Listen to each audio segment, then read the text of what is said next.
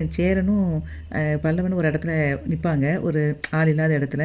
அந்த இடத்துக்கு பாண்டி ஒரு வேனில் வருவான். அப்படியே ஒரு வந்து மாப்பிள்ளையை கடத்திட்டு, அந்த மாப்பிள்ளையை கடத்திட்டு வந்த உடனே அவன் வாயை கண்ணை எல்லாத்தையுமே அந்த வேனில் வந்து மாப்பிள்ளைய வந்து கையும் கண்ணையும் கட்டியிருப்பாங்க. கட்டிட்டு அவனை உள்ளே வச்சுருப்பான். அப்போ அங்கேருந்து ஒரு 4, 5 பேர் இறங்கி வருவாங்க. அதை பார்த்த உடனே அந்த இடத்துல ஏற்கனவே சேரனும் பல்லவனும் இருப்பாங்க.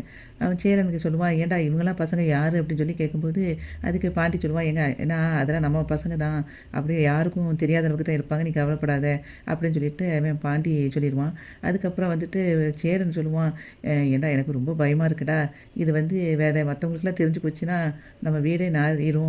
ஏற்கனவே நம்ம வீட்டுக்கு நல்ல பேர் கிடையாது, இதில் வேறு இவனை கடத்திக்கிட்டு நம்மளுக்கு ஏதாவது 3 பேருக்கு கெட்ட பேர் வந்துட்டு நான் என்னடா பண்ணேன் அப்படின்னு சொல்லிட்டு எனக்கு பயமாக இருக்குடா அப்படின்னு சொல்லிட்டு ஃபீல் பண்ணிகிட்ருப்பான். அப்போ சேரன் பாண்டி சொல்லுவான், நீ ஏன்னா ரொம்ப யோசிக்காத, நம்ம வந்து இப்போ சோழனுக்காக ஒன்று பண்ணணும்னு நினைக்கிறோம், அதனால் கண்டிப்பாக பண்ணுறோம் அப்படின்னு சொல்லி இவன் சொல்லுவான், பாண்டி சொல்லுவான். அப்போ பல்லவன் சொல்லுவான், இதை வந்து கண்டிப்பாக நம்ம செய்கிறோம், செஞ்சுட்டு அந்த பொண்ணை பார்த்தில எவ்வளோ அழகாக இருந்துச்சு, அவங்களுக்கு இந்த பையன் வந்து பொருத்தமே கிடையாது, அதனால் நம்ம வந்து சோழனுக்காக இவங்களை வந்து கடத்துனது கரெக்டு தான்.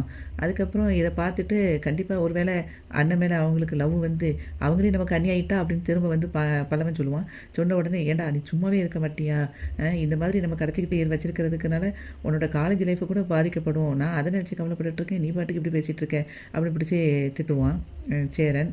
அதுக்கப்புறம் அங்கேருந்து அவன் கத்திக்கிட்டே இருப்பான், டேய் என்னை எதுக்கிட்ட இப்போ கடத்தி வச்சுருக்கீங்க, யாருன்னே உங்களுக்கு தெரிய மாட்டேங்குது, நான் யாருன்னு உங்களுக்கு தெரியுமா, ஆஸ்திரேலியாவில் நான் எவ்வளோ பெரிய ஆள் தெரியுமா அப்படின்னு சொல்லிட்டு சூர்யா சொல்லிக்கிட்டு இருப்பான். அப்போ உடனே இவன் சொல்லுவான், பல்லவன், இவன் அப்போமேருந்து இப்படி தான் கத்திட்டு இருக்கான், இப்போ சாட்டில் வண்டியில் கள்ள தூக்கி போட போகிறேன்ட்டு போவான்.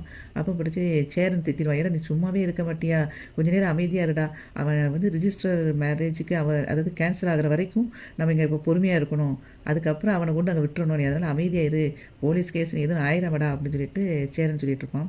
அதுக்கப்புறம் வந்து சூர்யா வந்து சொல்லுவான், நீங்கள் ஏன்டா இப்படி இருக்கீங்க, என் முன்னாடி வந்து பேசுங்கடா, எதுக்கு அங்கே தள்ளி நின்று பேசிகிட்டு இருக்கீங்க அப்படி இப்படின்னு சொல்லிட்டு கத்திட்டு இருப்பான். அப்போ பாண்டி வேகமாக போய் பலார்னு ஒரு கணத்தில் ஒரு அடி கொடுத்துருவான். அப்போ சேரன் வந்து சொல்லுவான், ஏன்டா நீ சும்மாவே இருக்க மாட்டியா, நீங்கள் எல்லோரும் ஃபஸ்ட்டு வீட்டுக்கு போங்க, நான் பார்த்துக்கிறேன் அப்படின்னு சொல்லி சொல்லுவான். அதுக்கு உடனே அவன் சொல்லுவான், பாண்டி எங்கே நீனா இப்போவே உன் காலு கையெல்லாம் ஆடிக்கிட்டு இருக்கு, நீ பார்த்துக்கிறியாக்கும் அப்படின்னு சொல்லிட்டு கிண்டல் அடிச்சிட்டு இருப்பான் பாண்டி. அதுக்கப்புறம் இவன் வந்து நிலா வீட்டில் எல்லோரும் வெளியே கிளம்ப போகிற நேரத்தில் சூர்யாவோட அம்மாவும் அப்பாவும் வேகமாக ஓடி வருவாங்க, சம்மந்தின்ட்டு வருவாங்க. அப்போ என்ன பிரச்சனை அப்படின்னு சொல்லி கேட்கும்போது, இப்போ நாங்கள் 2 பேரும் கிளம்பிக்கிட்டு இருந்தோம், அதுக்குள்ளே சூர்யாவை வந்து யாரோ வந்து கடத்திட்டு போயிட்டாங்கன்னு சொல்லிட்டு அதை சொல்லுவான். அப்போது உடனே இவன் சரி பதட்டப்படாதீங்க, மாப்பிள்ளைக்கு யாரும் வேண்டாதவங்க இருக்காங்களா அப்படின்னு சொல்லிட்டு நிலாவோட அப்பா கேட்பாரு. அதுக்கு அவங்க அப்பா சொல்லுவார், சூர்யாவோட அப்பா, இல்லை அப்படி என் பையனுக்கு யாரும்